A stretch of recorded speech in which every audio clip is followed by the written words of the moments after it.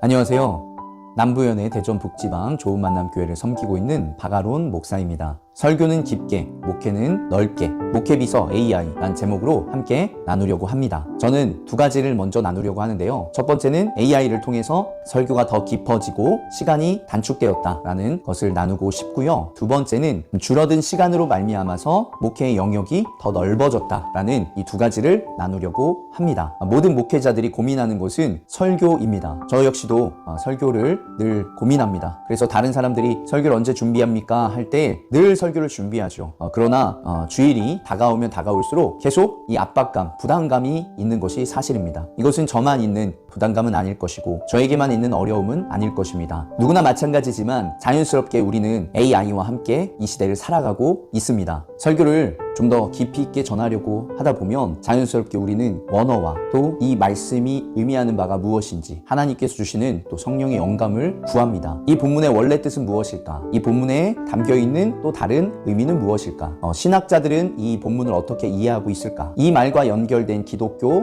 명언이나 책은 무엇이 있을까? 이런 고민이 되는 것이죠. 그러나 현실은 녹록지가 않습니다. 원어 사전은 시간과 체력이 굉장히 많이 필요합니다. 또한 도서 인용은 기억에만 의존하게 됩니다. 결국 목회자들은 한 말을 또 하는 이런 익숙한 표현에만 머물러 있게 되는 것이지요. 그래서 고민을 한 것입니다. 깊이를 포기하지 않으면서 설교를 준비할 수 있는 방법이 혹시 있을까? 제가 AI에게 가장 큰 도움을 받은 부분은 오히려 속도가 아니라 깊이의 확장이었습니다. 그래서 저는 주로 원어적인 해석을 요청을 많이 합니다. 예를 들어서 제가 새해에 창세기 1장 26절의 말씀을 준비해 보았습니다. 그러면서 본문에는 우리의 형상과 모양을 따라 사람을 지었다라는 내용이 나옵니다. 저는 이렇게 요청을 하는 거죠. 창세기 1장 26절에 우리의 형상과 모양대로 라는 단어가 나오는데 이 단어의 원어적 해석으로 창세기 1장 26절의 말씀으로 해석해줘 라고 명령을 합니다. 그러면 AI는 형상, 체렘이 어떤 의미고 모양, 데무트가 어떤 의미인지를 알려줍니다. 체렘은 우리가 하나님의 형상, 즉 하나님의 대리자로서 이 땅에 있다라는 거죠. 고대 근동에서는 왕이 신의 대리자였던 것처럼 우리 역시 이 땅 가운데서 신의 대리자로 살아가고 있다. 또한 데무트는 하나님의 모양대로 겉모습이 똑같은 것을 의미하는 것이 아니라 우리가 하나님과 본질적으로 닮았다라는 것을 이야기합니다. 사람 안에 하나님의 성품과 능력이 담겨져 있다라는 의미입니다. 하나님께서 삼위 안에 관계하시며 또 우리들과 관계하시면서 살아가는 것처럼 우리들도 하나님처럼 관계하면서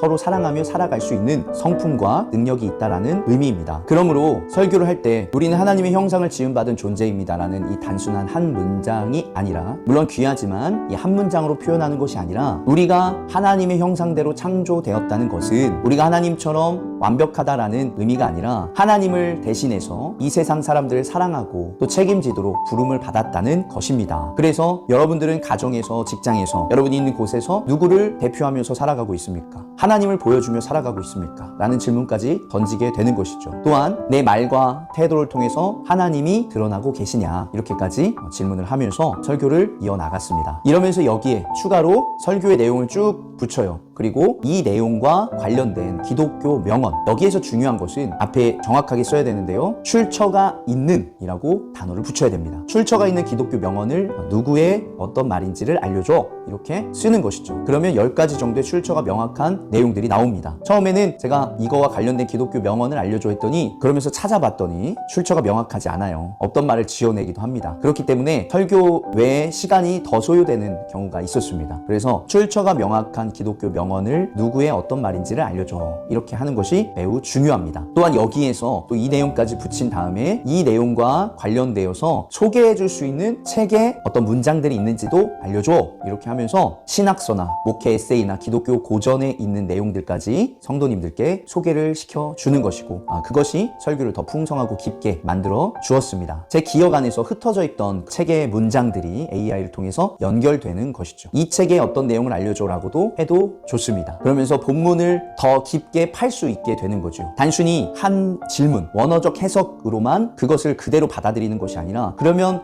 이것은 또 어떤 의미야? 이 말씀은 어떻게 좀 더 쉽게 전할 수 있을까? 이 말씀에서 연결지어서 전할 수 있는 본문이 뭐가 있을까? 이렇게 하면서 설교가 점점점 발전하고 깊어질 수 있다라는 말입니다. 특히 설교에서 AI를 활용할 때에는 단순한 어떤 질문들, 한 문장으로 끝나는 것이 아니라 구체적인 질문들을 하고 프롬프트 명령을 해야 됩니다. 우리 교회 상황들까지도 미리 얘기해 놓으면 좋습니다. 우리 교회가 어디에 있고, 우리 교회 지역이 어떤 상황이고, 우리 교회 성도님들이 어떤 상황이고, 우리 교회가 어떤 상황에서 내가 이 말씀을 전하려고 한다 라는 내용까지 구체적으로 적는 것이 필요합니다. 그래야 그것에 맞는 것들이 나오기 때문이죠. 그래서 저는 반드시 늘 재검토의 시간을 갖습니다. 성경으로 다시 확인하고, 신학적으로 검토하고, 인터넷을 통해서 한 번 더 확인하고, 그리고 마지막으로 기도로 준비를 하는 것이죠. AI를 활용하기 전에는 어떤 본문을 정해야 되는지, 어떤 내용을 전해야 되는지, 이것에 대해서 고민하며 갈등하며 긴장하며 집중이 안 돼서 힘들어하는 시간들이 굉장히 길었습니다. 그러나 이제는 그냥 쓰면 되니까 생각보다 시간이 많이 줄어들었고, 설교가 심적으로 부담보다는 설교를 준비하는 재미가 있는 거죠. 아, 이런 언어적 해석이 있었구나. 아, 이럴 때 이런 명언과 기독교 서적을 활용하면 되겠구나. 마치 재료가 준비되어 있어서 어떤 음식을 만들까 고민하는 그 요리사처럼 행복한 고민을 하게 되는 것입니다. 설교를 어떻게 준비할까가 아니라 좀 더 효율적으로 어떻게 전할 수 있을까를 고민하게 된 것입니다. 분명히 말씀드리고자 하는 것은 AI가 정답은 아닙니다. 계시도 아니죠. 해석의 최종 책임은 목회자에게 있습니다. 저 역시도 AI의 답을 그대로 사용하지 않고 제가 수정해서 재편집을 해서 사용하고 있습니다. 그래서 저는 이렇게 정의하고 싶습니다. AI는 설교를 대신하는 존재가 아니라 설교를 더 깊은 곳으로 데려가는 도구이다. 제목처럼 설교의 비서이지 설교자가 아닙니다. 비서는 우리를 도와주는 역할을 할 뿐입니다. 결정과 책임은 우리에게 있습니다. 그래서 설교를 더 깊게 할 수 있는 여러분들이 되시길 간절히 소망합니다. 두 번째는 이렇게 AI를 활용하면서 시간적인 여유가 생겼다는 것입니다. 그전에는 설교를 준비하면서 어떤 본문을 정해야 되나, 또 어떻게 풀어나가야 되나, 이런 고민들 굉장히 많이 했습니다. 그냥 지나가는 시간들, 고민하면서 시작이 안 되는 경우가 너무 많았습니다. 그런데 그런 시간들이 좀 줄어들었다는 거죠. 실제적인 시간들은 여전히 비슷했지만 준비하면서의 어떤 마음가짐, 태도, 불안함, 초조함, 이런 시간들이 좀 줄어들었습니다. 그러면서 시간적으로 여유가 있다 보니까 다른 부분에서 영역이 넓어지기 시작한 거죠. 예를 들면 신방을 간다거나, 목회에 대한 고민을 한다거나, 말씀을 보고 기도를 한다거나, 가정적인, 가족과 함께 할 수 있는 시간들이 많아졌습니다. 여러분, 가정이 얼마나 중요한지 아시죠? 그렇기 때문에 물론 여전히 힘들지만 목회 전반적인 만족도가 많이 높아졌습니다. 저는 챗GPT와 함께 그림을 활용합니다. 이번에도 제가 캠프 설교를 하면서 챗GPT를 활용해서 그림을 합성을 했습니다. 그래서 흔한 목사, 아론 목사 이렇게 PPT를 준비했고요. 또한 흔한 목사가 소개하는 10계명 PPT도 만들었습니다. 아이들에게 쉽게 설명을 할 수 있는 그림들도 AI는 굉장히 쉽게 만듭니다. 물론 여러 가지 좀 과정들이 필요하긴 하지만 우리가 만드는 것보단 훨씬 쉽게 만들 수 있습니다. 그리고 또한 저는 AI를 먼저 접한 다음에 가장 먼저 했던 질문이 이거였습니다. 우리 교회가 부흥할 수 있는 방법에 대해서 알려줘. 우리 교회 상황이 이런데 우리 교회가 복음을 증거할 수 있는, 부흥할 수 있는, 성장할 수 있는 방법이 무엇인지 알려줘. 이렇게 하니까 여러 가지 이야기를 해요. 뭐 기도해라, 뭐 말씀 봐라, 이런 이야기도 있지만 또 무엇을 해라 이런 이야기도 있었습니다. 물론 이것을 적을 때도 굉장히 구체적으로 적었지요. 우리 교회 상황들을 다 이야기하면서요. 그런데 그 중에 하나가 무엇이었냐면 온라인으로 사역을 해야 된다라는 것이었습니다. 온라인, 뭐 인스타나 유튜브, 페이스북 있죠. 그전에는 그냥 온라인 예배만 드렸습니다. 온라인 예배를 드릴 수 있는 인원이, 구독자가 그 당시에는 100명이었는데 100명 정도 되는 인원을 모아서 제 지인들을 모은 거죠. 온라인 예배를 계속했습니다. 그리고서 그만했던 거죠. 그러다가 그 챗GPT와 이야기하는 것을 토대로 유튜브를 시작하게 되었습니다. 또 어떤 유튜브를 하면 좋을까 이런 이야기를 고민을 하다가 플레이리스트, 찬양을 올리는 유튜브를 시작하게 된 것이죠. 감사하게도 지금은 35,600명 정도 되는 채널로 성장하게 되었습니다. 이것 때문인지 모르겠지만 교회가 조금씩 성장했습니다. 교회에 헌금해 주시는 분들도 계셨고요. 또한 그러면 쇼츠도 한번 해보자. 찬양은 굉장히 조회수가 높았어요. 많은 거는 한 7, 80만 회까지 갔으니까요. 그런데 목회적인 컨텐츠로 무엇을 할 수 있을까 고민하다가 매일 묵상, 요새는 또 쇼츠가 대세이다 보니까 매일 묵상 올려봤습니다. 성도님들에게 매일매일 한 가지씩 묵상의 내용을 좀 공유하고 싶다. 짧은 성경 본문과 기도를 적어주어라. 같이 소통하면서 쇼츠를 만든 것이죠. 이 쇼츠도 굉장히 인기가 있었습니다. 한번 보실까요? 하루 1분 말씀으로 리셋하는 시간, 박아론 목사입니다. 요즘 기도가 잘 안 되시나요? 마음은 답답하고 해야 될 기도는 많은데 정작 무슨 말을 해야 할지 몰라서 기도가 안 나오는 경우가 계신가요? 그럴 때는 그냥 주님 도와주세요 솔직하게 기도하시면 됩니다. 그 한마디로 하나님은 충분히 응답하십니다. 구하라, 그리하면 너희에게 주실 것이요. 마태복음 7장 7절 말씀입니다. 긴 기도, 멋진 말이 아니라 있는 모습 그대로 하나님께 나아가는 것이 중요합니다. 오늘 하루 짧지만 진심이 담긴 한마디의 기도 하나님께 드리시기 바랍니다. 기도하겠습니다. 주님, 말이 나오지 않는 순간에도 제 마음을 아시는 줄 믿습니다. 오늘도 주님 앞에 솔직하게 나아가게 해주세요. 예수님의 이름으로 기도합니다. 아멘.